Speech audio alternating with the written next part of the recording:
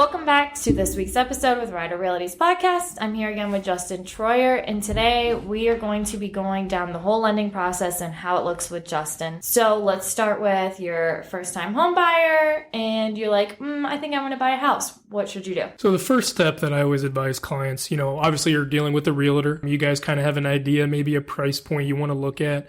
But the first step is always coming in and getting pre-qualified so you know what you can afford. The biggest part is sometimes people have an idea of, hey, I want to go to this price point, but they don't realize maybe what a payment is.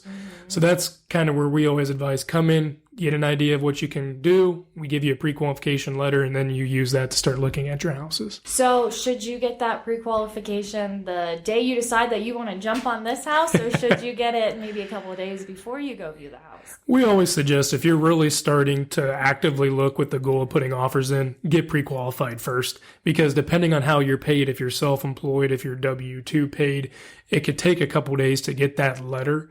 So just making sure you start that in advance. So we always tell clients, at least a week before you're ready to really start looking hard, come in and see us. Right. Especially in this market, everything goes so fast. It's good to have that in hand because you might only have a few hours to write an offer.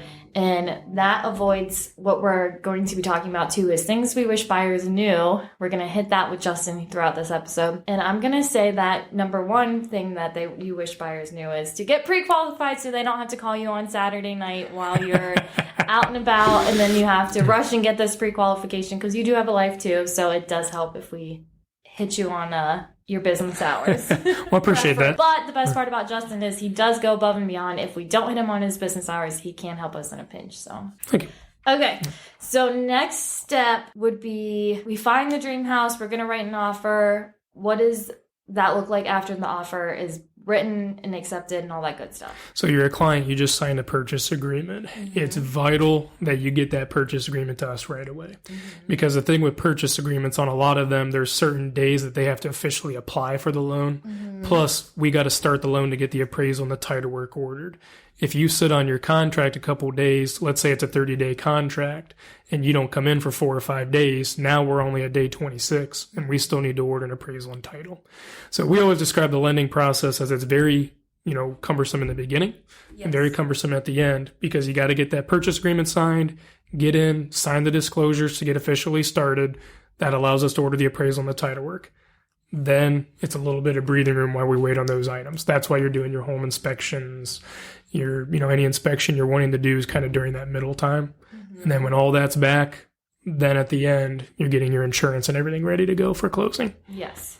Your realtor usually send that over for you, but if for some reason you aren't hearing from your lender within the first couple day or two after that's all signed, definitely reach out and make sure they've gotten that purchase contract so they can start their stuff. So then we're waiting, and then it's kind of like a magic email. All of a sudden you get clear to close. After you send a million documents and random things in the in-between time and all that fun stuff, what does the closing process look like with you that last week of stuff? Yeah. So to basically kind of just talk real quick about the lending process, going back to what we talked about, you start your loan. After you start your loan, we order the appraisal and the title work.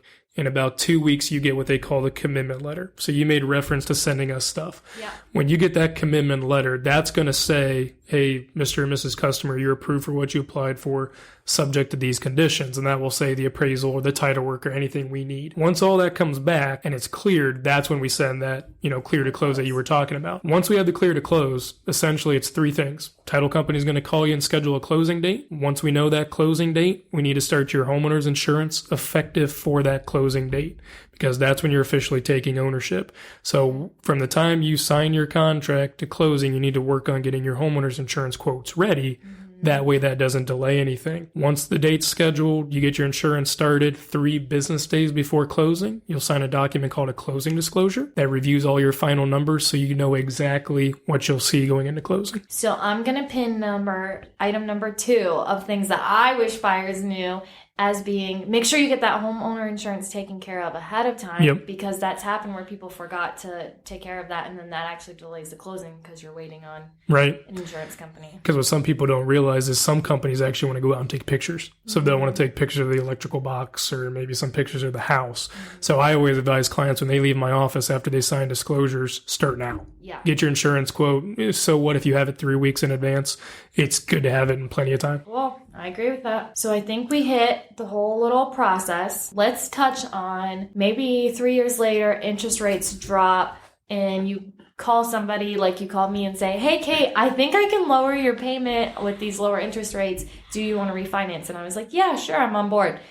What does the refinance process look like with Farmers Too? So a refinance, whenever you're doing a refinance, you're doing the same thing as you originally did. The biggest difference is you don't have a purchase agreement. So we're doing an appraisal, we're doing title work. We have to collect income to still prove, hey, still have jobs, still the same income, things like that. So it's a similar process. The biggest difference is you don't have to deal with home inspections. You don't have to deal with items like that because you already own it. As long as the appraisal comes back and doesn't list any issues, it's a little easier process in that regards. You get to choose what title company you're using, whereas a lot of times maybe a seller in a purchase agreement would choose that. Yeah. And those refinance loans also have closing costs as well. They do, because you are redoing essentially the loan you did. So we have to redo title work and appraisal. Okay. You can wrap those in, yes, right? That's the biggest benefit. On a purchase, you don't technically have any equity yet. So you're paying, your closing costs and your down payment. Whereas with the refinance, if you have equity in the property, you can roll those costs in. So for an example, say you had a property worth $150 and you owed $100, you could do a loan for $103 and cover your closing costs or something like that. Okay. So now that we kind of covered that process, just throw me some random things of what you wish buyers knew. Well, the main one, as we kind of touched early on, is the importance of pre-qualifications, especially in this market where we've ran into a couple of them already where people won't even take offers unless you have a pre-qualification letter. So that's important. And just the time frame. I mean, I always tell clients, and I use this example, a mortgage is your most involved loan. I get it. I'm in this industry, the stigma, I got to give all the paperwork. Yes and no. There's a lot of paperwork that goes into it, but you can walk into a dealership to buy a car and tell them what you make and you walk out with the keys. Yeah. Mortgages are not like that. Right. They average 30-ish days. You're going to, need to supply W-2s, maybe tax returns if you're self-employed. It's good to talk to a bank before looking at buying a house so you know what will be expected going into it. The other part, we do a lot of this maybe with, let's say, more for sale by owners.